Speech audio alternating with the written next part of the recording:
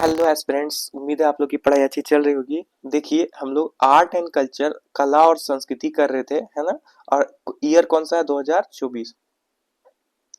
Year 2024 है। 2024 में कितने क्वेश्चन पूछे गए? 4 क्वेश्चन फ्रेंड्स, 4 क्वेश्चन, 4 क्वेश्चन। कितना इंपॉर्टेंट सेगमेंट है आपको पता है? ये टॉपिक बहुत ही इंपॉर्टेंट, क्योंकि डुएबल हो जाता है। आप जब चीजें इसको थोड़ा पढ़ लेते हैं बेसिक, तो आपका ये बन जाता है। और सुनिए, 2024 में कितने क्वेश्चन है? 4 क्वेश्चन।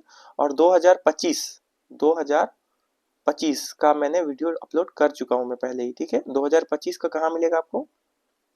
2025 का मिलेगा प्राचीन भारत के, चल जाइए प्राचीन भारत,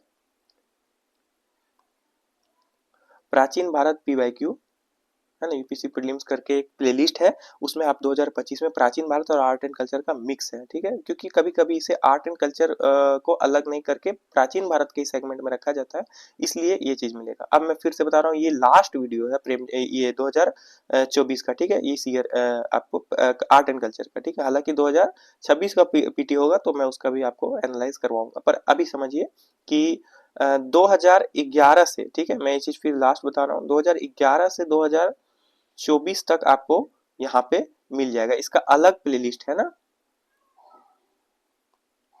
इसका अलग प्लेलिस्ट बना हुआ है, ये आप देख लीजिए। और 2011 से पहले का, ठीक है, आपको हर एक सेगमेंट में जाइए, प्राचीन भारत, मध्यकालीन भारत, आधुनिक भारत, वहां पे आपको मिक्स मिलेगा ये चीजें, ठीक है। हालांकि मैंने उसमें बता रखा है कि कौन सा प्राचीन भारत इसका है और कौन सा आर्ट एंड कल्चर का।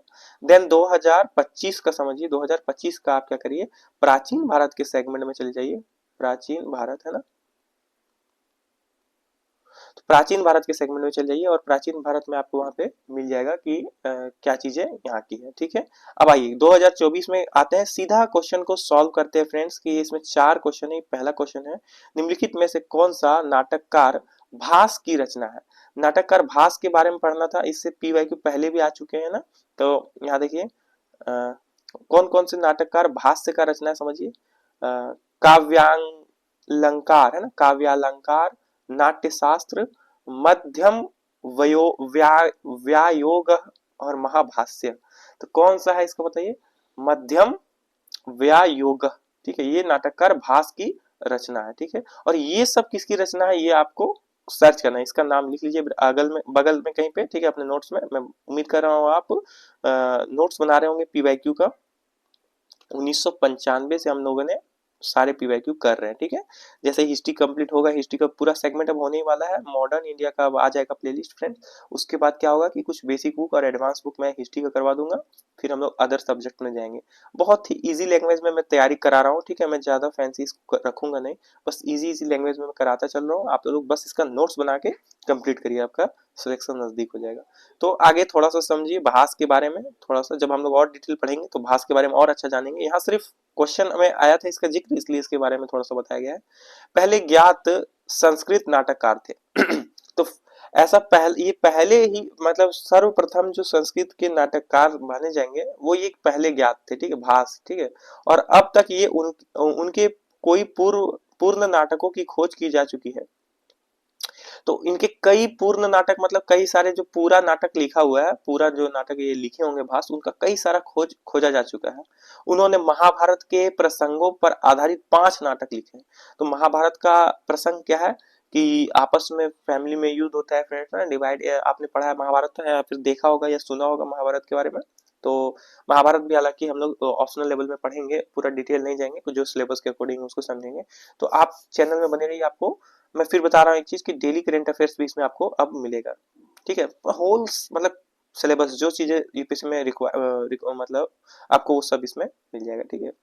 देखिए, माध्यम व्यायोग, है ना, व्यायोग, पंचरात्र, दूत वाक्यम, दूत घटोत्कचम, कर्ण भरम, उरुभंगम, ये सब क्या है? ये इनकी भास की रचनाएं हैं। तो क्या करना है आपको नोट्स में, कैसे लिखना है?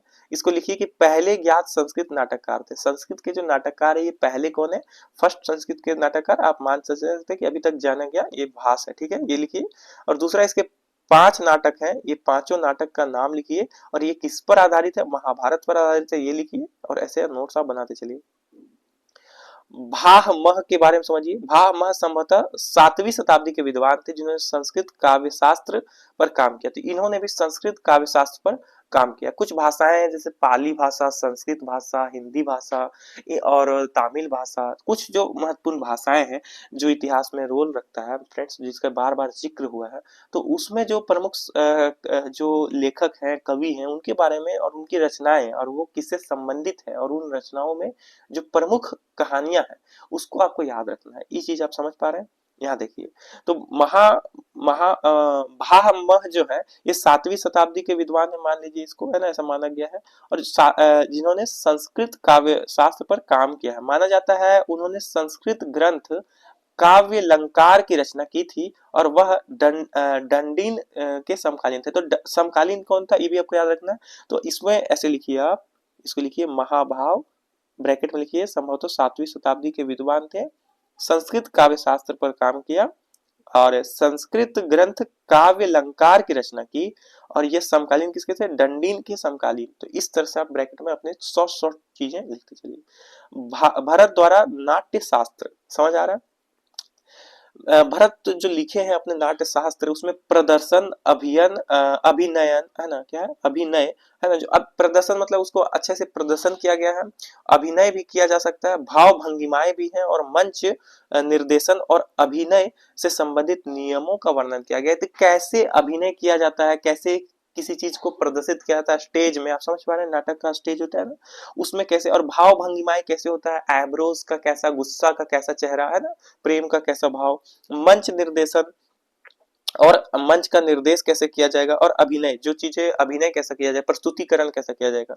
आप कॉलेज के दिनों में जरूर नाटक किए होंगे या नाटक देखे होंगे, तो आप समझ पाएंगे स्टेज को। तो उन सब के जो नियम है, उनसे संबंधित नियम थोड़े प्राचीन है, लेकिन ये नियम आपको भरत द्वारा नाट्य शास्त्र में मिलेगा। तो नाट्य शास्त्र का विषय क्या है? नाट्य शास्त्र, एक सेकंड फ्रेंड्स देखिए, नाट्य शास्त्र का विषय क्या है, देखिए, है ना, नाट्य शास्त्र का विषय आपको भाव भंगिमाओं का बताना है कि कैसे स्टेज पर किया जाता है, कुछ नियम है उसमें।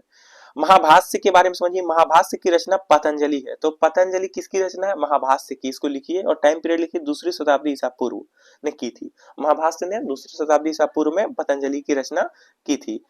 यह पाणिनि के ग्रंथ अष्टाध्यायी और कात्यायन की वार्तिक से संस्कृत व्याकरण से के चुनिंदा नियमों पर टिप्पणी है। समझ पा रहे हैं फ्रेंड्स इन चीजों को? तो समझ पा रहे हैं कि जो ये पाणिनि के ग्रंथ अष्टाध्यायी हैं, पाणिनि का कौन सा ग्रंथ है? अष्टाध्यायी, और कात्यायन की वार्तिक से संस्कृत व्याकरण में चुनिंदा नियमों पर टिप्पणी है। तो ये इन सब को मुद्दा बना के ये कुछ नियम प्रस्तुत कर रहे हैं। देखिए, चुनिंदा कुछ नियम है व्याकरण का नियम, तो व्याकरण का नियम आपको इसमें मिल जाए। संस्कृत व्याकरण के चुनिंदा नियम आपको किसमें मिलेंगे? तो ये महाभाष्य के संबंधित। तो ये चीज आप समझ पा रहे हैं? आगे चलिए, क्वेश्चन नंबर 2 देखिए, है ना, इस तरह से मैं कितने 4 क्वेश्चन है, क्वेश्चन नंबर 2 करिए, डुएबल है कि नहीं बताइए। संघभूति एक भारतीय बौद्ध भिक्षु, संघभूति कौन है? एक भारतीय बौद्ध भिक्षु है जिन्होंने 4वीं शताब्दी ईस्वी के अंत में चीन की यात्रा की। निम्नलिखित में से किस पर भाष्य के लेखक थे, है ना। फिर से क्वेश्चन को मैं दोबारा पढ़ रहा हूँ, ध्यान से समझिए फ्रेंड्स, यहाँ फोकस करिए। संघभूति एक भारतीय बौद्ध भिक्षु, तो संघभूति कौन है? भारतीय बौद्ध भिक्षु। मैंने कहा था ना कि बौद्ध भिक्षुओं का जितना भी नाम जो फेमस है उसको आप लिखिए, जिन्होंने 4वीं शताब्दी ईस्वी के अंत में चीन की यात्रा की। तो 4वीं शताब्दी के लास्ट पीरियड में उन्होंने चीन का यात्रा किया। निम्नलिखित में से किस पर भाष्य के लेखक थे? तो ये भाष्य के लेखक थे, बताइए, इन सब ऑप्शंस को समझिए। प्रज्ञा पारमिता सूत, विशुद्धि विशुद्धि गम्यो मग्यो, है ना, क्या मैं अच्छा बोल रहा हूँ? देखिए, इसको पढ़िए खुद से। सर्वास्तिवाद विनय और ललित विस्तार, तो आप ये चीज समझ पा रहे हैं। इन सब में कौन सा है बताइए जो आपको भाष्य से संबंधित है, भाष्य की रचना लग रही है? तो ये थोड़ा डीप जा रहा है क्वेश्चन, ठीक है। ये है सर्वास्तिवाद विनय, ठीक है, सर्वास्तिवाद विनय, ऑप्शन नंबर सी, ठीक है। आइए समझते हैं सर्वास्तिवाद विनय क्या था। संपूर्ण सर्वास्तिवाद विनय चीनी बौद्ध धर्म ग्रंथ है। तो ये चीन का जो बौद्ध धर्म ग्रंथ है वो है मैं विद्वान है, ठीक है। तो ये चीज इसमें विद्वान है, मिला हुआ, मतलब उसके अंदर आपको मिल जाएगा। अपने प्रारंभिक इतिहास में सर्वास्तिवाद विनय चीन में सर्वमान्य विनय परंपरा थी।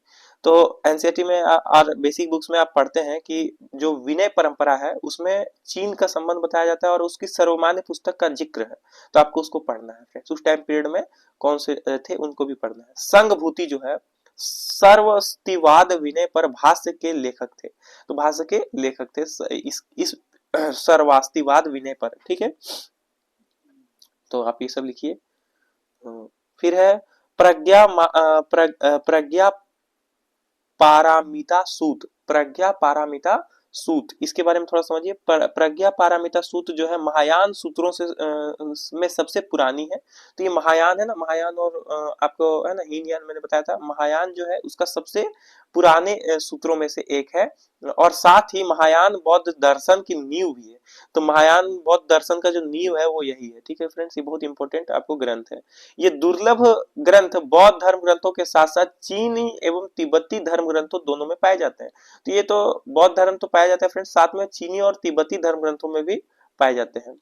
विशुद्धि गमो, विशुद्धि मग्गो है ना, ऐसा कुछ है, विशुद्धि मग्गो। तो विशुद्धि मग्गो थेरवाद बौद्ध धर्म के महाविहार शाखा की शिक्षा का एक विश्वकोश होने के साथ ही उत्कृष्ट सारांश एवं व्याख्या है फ्रेंड्स। इस क्वेश्चन टफ जा रहा है फ्रेंड्स, समझ रहे हैं, इतना डिटेल आपसे पूछा जा रहा है, लेकिन आप अगर अच्छे से पढ़ रहे होंगे तो आपका ये सब डुएबल हो जाएगा। चीजें आप समझ पा रहे हैं, मेरे साथ करिए। आपको मैं अभी आपको हार्ड लग रहा होगा ये क्वेश्चन, जब मैं पूरा बुक पढ़ा दूंगा एनसीईआरटी, साथ में आपको प्रैक्टिस करवा दूंगा और मैं कुछ स्टैंडर्ड बुक्स पढ़ा दूंगा और कुछ ये सब आप कर लीजिएगा, फिर आप इस क्वेश्चन में फिर दोबारा आइएगा, देखिएगा ये सब आपको याद होगा। हालांकि क्वेश्चन का ट्रिक मैंने इस पीवाईक्यू के, पहला रूल है आप सिलेबस देखिए, ठीक है। सेकंड रूल है पीवाईक्यू करिए, ठीक है। आप बच्चे नहीं फ्रेंड्स, आप पीवाईक्यू करिए। थर्ड रूल है देन आप एनसीईआरटी पढ़िए और फिर मैं आपको कुछ स्टैंडर्ड बुक्स पढ़ाऊंगा, फिर प्रैक्टिस करेंगे, है ना। साथ साथ प्रैक्टिस चलेगा और फिर आपको वापस इस सब में आना है पीवाईक्यू में, और प्रैक्टिस के में आपको सब चीज ये ठीक होगा। तो ललित विस्तार है ना, ललित विस्तार जो है, ललित विस्तार एक बहुत ही महत्वपूर्ण संस्कृत बौद्ध ग्रंथ है। मैंने बताया था बौद्ध में जितने भी ग्रंथों का उसको लिखिए, अधिकांश ग्रंथ पाली में लिखे गए और ये संस्कृत में लिखा गया, तो इसको आपको ध्यान रखना है। यह बुद्ध की जीवनी होने के साथ साथ ये बुद्ध का एक तरह से जीवनी है। तो बुद्ध का जीवनी कौन सा संस्कृत भाषा में लिखा गया, ललित विस्तार है फ्रेंड्स। और उसके साथ साथ मूल रूप से हीनयान संप्रदाय के सर्वास्तिवाद संप्रदाय का ग्रंथ है। तो हीनयान से देखिए, ऐसे हीनयान संप्रदाय से संबंधित सर्वास्तिवाद संप्रदाय इसका मूल रूप है इसी में। यह ईसाई युग की प्रारंभिक शताब्दियों के दौरान भारत के सामाजिक एवं सांस्कृतिक इतिहास पर भी प्रकाश डालता है। मैंने बताया था, मैंने आपने स्पेक्ट्रम के पहले चैप्टर में पढ़ा था कि आपको ग्रंथ जो है वो इतिहास की जानकारी देती है। तो मैं फिर से एक चीज और बता देता हूँ फ्रेंड्स, थोड़ा सा समझिए। अच्छा, इसको समझ लीजिए, इसके बाद में बताता हूँ। ललित विस्तार एक एकीकृत ग्रंथ नहीं है ना। एक सब कुछ एकीकृत किया गया, मतलब एक ही जगह पे लाया गया ग्रंथ नहीं है, और न ही यह किसी एक लेखक की रचना है। मतलब ये बहुत सारी रचनाओं का बहुत सारे लेखकों की रचना है और ये एक जगह एकत्रित नहीं है, अलग अलग चीजें। ललित विस्तार, ठीक है, समझ गए। देखिए यूपीएससी समझिए, यूपीएससी में एक होता है ऑप्शनल, क्या होता है ऑप्शनल, ठीक है, ऑप्शनल पेपर, और एक होता है जीएस पेपर, है ना, जीएस पेपर। तो जीएस पेपर में हिस्ट्री है, ऑप्शनल में भी हिस्ट्री है, ठीक है फ्रेंड्स। तो ऑप्शनल के लिए अलग प्लेलिस्ट है, ठीक है, मैं बता रहा हूँ, उसके लिए अलग अलग बुक पढ़ने हैं, वो सब अलग है, आपको चैनल में मिल जाएगा। और जो जीएस में आपको पढ़ना है वो थोड़ा बेसिक बुक्स होते हैं इसके अपेक्षाकृत, क्योंकि सिलेबस में यहाँ पे लिखा गया है कि आप इसमें ग्रेजुएशन लेवल तक का ही पूछेगा, और इसमें क्या है कि ग्रेजुएशन से थोड़ा ऊपर पीजी लेवल तक भी आपको क्वेश्चन जा सकता है, तो इसलिए अलग हो जाता है, थोड़ा डीप चला जाता है वो। आइए देखते हैं आपने किस किस विषय में ग्रेजुएशन किया है फ्रेंड्स, वो विषय कमेंट करिएगा, ताकि मैं आपको सजेस्ट कर सकूं कि ऑप्शनल कैसा है। मैं एक ऑप्शनल पे बता दे रहा हूँ कि जो सब्जेक्ट आपको ग्रेजुएशन में आप वो रख सकते हैं फ्रेंड्स, या फिर हिंदी, या फिर आपको अगर आपका मीडियम हिंदी है तो आप बेझिझक हिंदी साहित्य लीजिए, या बेझिझक आप इतिहास लीजिए, ये दो चीज लीजिए फ्रेंड्स, इसके अलावा आप ज्यादा मत भटकिए। यूनेस्को, यूनेस्को के बारे में समझ रहे हैं। यूनेस्को में जो जो चीजें शामिल है उसको आपको लिखना है। यूनेस्को द्वारा जारी विश्व धरोहर सूची है ना, आपको मैंने बताया था, मैंने पहले भी होमवर्क दिया, ये चीज आपने किया कि विश्व धरोहर सूची में जितनी भी चीजें शामिल है, क्या आपको उसके नाम और उसका लोकेशन और उसकी विशेषताएं पता है, उसको जाके देखिए। में शामिल कई गई निम्नलिखित संपत्तियों पर विचार करिए। तो इसमें जो यूनेस्को का धरोहर है उसमें ये सब शामिल किया गया। बार बार बोला जा रहा था पिछले ईयर से कि यूनेस्को की धरोहर जो सूची है उसको पढ़ लो, लेकिन स्टूडेंट नहीं पढ़ रहे थे। इस वजह से ये क्वेश्चन अब देखिए डुएबल होगा उन लोगों के लिए जो पढ़ रखे होंगे। तो जो होमवर्क मिल रहा है उसको करिए। आप अगर इस तरह इसमें केयरलेसी दिखाएंगे तो फिर नहीं होगा। बात समझ रहे? क्वेश्चन नंबर 3 है, देखिए इसका क्या हो जाएगा।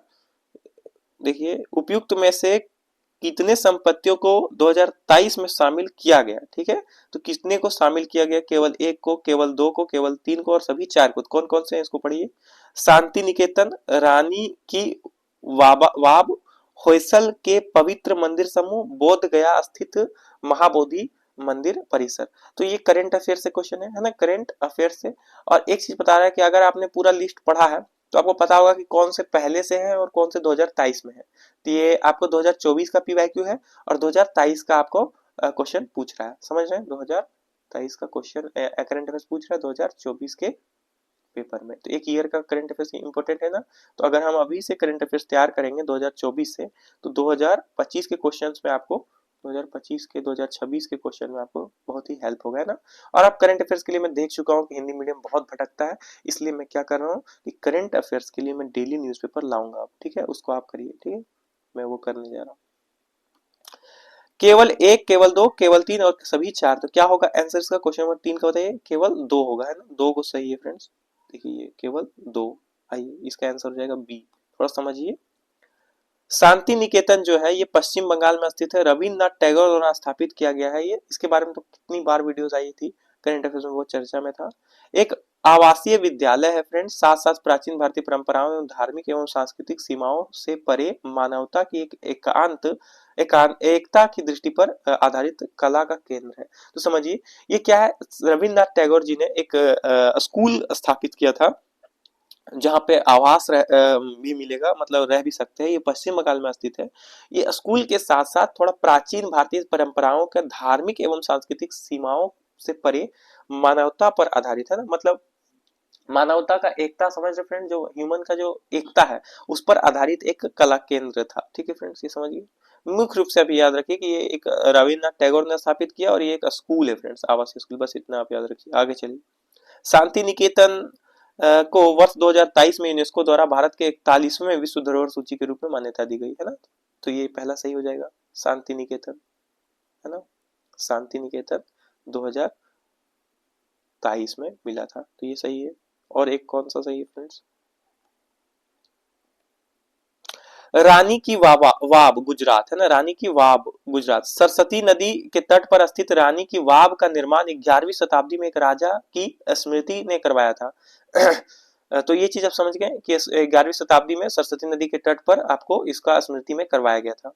रानी की वाव को वर्ष 2014 में यूनेस्को द्वारा भारत के 32वें विश्व धरोहर में शामिल किया गया। 2014 में किया गया फ्रेंड्स, 32वें, है ना। और ये कौन सा था, ये आपको 41वें। तो ये समझिए, ये तो बहुत लेट है ये, तो ये नहीं होगा। रानी की वाव, रानी की वाव जो है ये एलिमिनेट हो गया। ये 2014 का है ना, कितना 2011 की 14, देखिए 2014 मैंने बताया ना वो 2014 का। आगे चलिए। होयसल पवित्र मंदिर कर्नाटक, है ना, होयसल पवित्र मंदिर कर्नाटक। होयसल पवित्र मंदिर समूह, वहां पे बहुत सारे मंदिरों के समूह है फ्रेंड्स कर्नाटक में, ठीक है। होयसल, इसमें दक्षिण भारत के 12वीं से 13वीं शताब्दी के होयसल शैली है ना, आप आर्ट एंड कल्चर में पढ़िए, होयसल शैली के मंदिर परिसरों के प्रतिनिधि उदाहरण शामिल है। तो ये चीज आप समझ पा रहे हैं। होयसल शैली के मंदिर परिसरों को यूनेस्को वर्ष 2023 में भारत के 42वें विश्व धरोहर के रूप में मान्यता दी गई। तो हर ईयर ये ऐड होता है कुछ चीजें, तो आप इसको याद रखिए। अभी 2024 का कौन कौन ऐड हुआ है वो कमेंट करिए आप, या होना बाकी है ये बताइए मुझे। और 2000 देखिए ये वाला सही है और ये वाला सही है, ये वाला नहीं और ये वाला नहीं, ठीक है फ्रेंड्स। आगे चलिए। इसलिए केवल दो आंसर था। तो अब अगला क्या है फ्रेंड्स, यहाँ देखिए। महाबोधि मंदिर परिषद बोध गया, ठीक है। महाबोधि मंदिर परिषद बोध गया जो है बुद्ध के जीवन एवं विशेष रूप से ज्ञान प्राप्ति के संबंधित 4 पवित्र स्थलों में से एक है। बुद्ध के ज्ञान प्राप्ति के 4 प्रमुख स्थल कौन कौन से है, ये आप कमेंट करिए, खोज के उसको सर्च करिए और कमेंट करिए वीडियो में, ये आपका होमवर्क है। आगे चलिए। महाबोधि देखिए, आप अगर नहीं करिएगा तो ये आपको एक हैबिट डलवाता है, ठीक है फ्रेंड, तो आपको ये इजी पड़ेगा। महाबोधि मंदिर परिसर को वर्ष 2002 में यूनेस्को द्वारा भारत के 23वें 2002 में ही फ्रेंड्स, ये बहुत इंपॉर्टेंट प्लेस था, तो आप ऐसे भी एलिमिनेट कर सकते थे कि ये बहुत इंपॉर्टेंट प्लेस था और ये बहुत पहले ही 2002 में ही 23वें विश्व धरोहर के शामिल की गई। अभी वर्तमान में यूनेस्को द्वारा जो विश्व धरोहर की सूची शामिल की गई है उसमें कितने भारत के स्थल शामिल हो चुके हैं वो कमेंट करिए। आइए देखते हैं। वॉइस आ रही है फ्रेंड्स, देखिए क्वेश्चन नंबर 4 को करिए, लास्ट क्वेश्चन है फ्रेंड, फिर से यूनेस्को से संबंधित क्वेश्चन है। यूनेस्को की अमूर्त सांस्कृतिक विरासत की सूची में निम्नलिखित में से कौन सा नवीनतम समावेश था? तो कौन सा नवीनतम मतलब सबसे नया समावेश कौन सा, सबसे लेटेस्ट कौन सा जोड़ा गया? ठीक है, तो ये हर ईयर नया जोड़ा जाता है। 2000 कब का है? 2024 का क्वेश्चन है। तो 2024 में सबसे लेटेस्ट कौन सा जोड़ा गया है ये बताइए। छाऊ नृत्य, यहाँ देखिए छाऊ या छाऊ नृत्य, दुर्गा पूजा, गरबा नृत्य, कुंभ मेला, बताइए सबसे लेटेस्ट कौन सा है? इसका आंसर क्या हो जाएगा? गरबा नृत्य, गरबा नृत्य सी हो जाएगा। ठीक है, आगे चलिए।